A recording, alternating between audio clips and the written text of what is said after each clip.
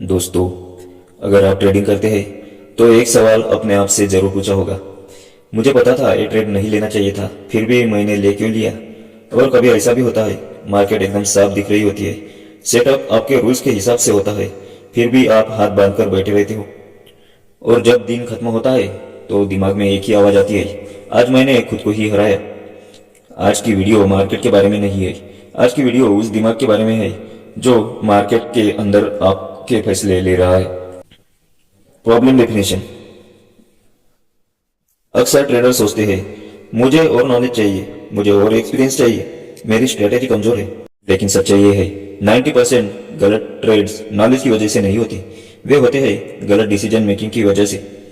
Market में आपका सबसे बड़ा दुश्मन चार्ट नहीं है, इंडिकेटर नहीं है, न्यूज नहीं है, वो है आपका अपना दिमाग।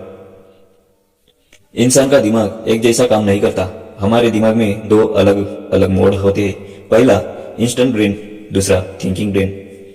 इंस्टेंट ब्रेन तेज है, यह बिना सोचे तुरंत रिएक्ट करता है। थिंकिंग ब्रेन धीमा है, यह एनालिसिस करता है, कैलकुलेट करता है, प्रोबेबिलिटी समझता है। समस्या यह है, ट्रेडिंग के वक्त इंस्टेंट ब्रेन फैसले लेता है और थिंकिंग ब्रेन बाद में पछताता है। Fear base. अब बात करते हैं पहले ट्रैप की, फियर बियस। डर का मतलब यह नहीं कि आप कमजोर है, डर का मतलब यह है कि आपका दिमाग पुराने नुकसान को भविष्य की सच्चाई मानने लगता है। मान लो कल आपको बड़ा लॉस हुआ, पैसा चला गया, ट्रेड खत्म हो गया, लेकिन दिमाग में जो पेन सेव हुआ वो आज भी जिंदा है। आज जब मार्केट में नया मौका देती है, इंस्टेंट ब्रेन तुरंत बोलता है रुको, पिछली बार भी ऐसा ही हुआ था।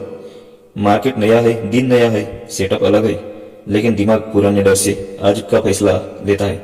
यही फियर बियस है। Fear bias damage.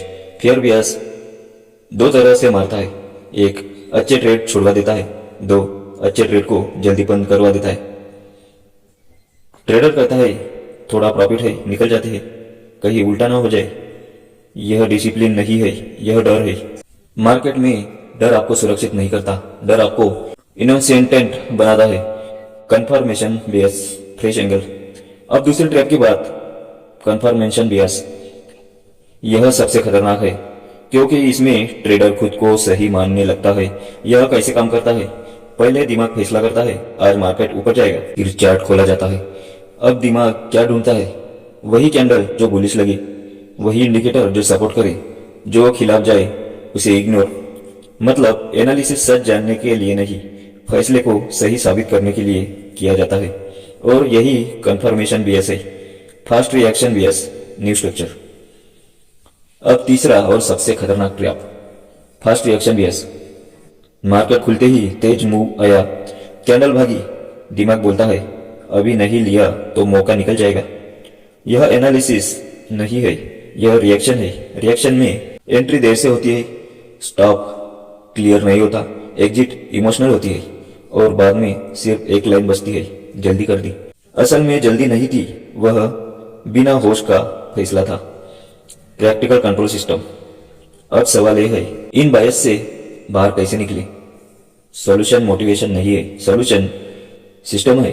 ट्रेड को 2 कैंडल डिले करना, पहले 15 मिनट सिर्फ ऑब्जर्व करना, हर ट्रेड को ऑप्शनल मानना, रिजल्ट नहीं प्रोसेस को सक्सेस मानना।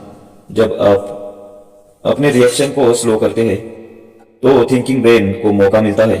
याद रखिए, मार्केट में वही ट्रेडर टिकता है जो सबसे तेज नहीं होता, जो सबसे ज्यादा नॉलेज वाला नहीं होता, बल्कि जो अपने दिमाग को पहचान लेता है। मार्केट से पहले अपने ब्रेन को पढ़ना सीखिए, क्योंकि जब दिमाग साफ होता है तो चार्ट अपने आप आसान लगने लगते हैं।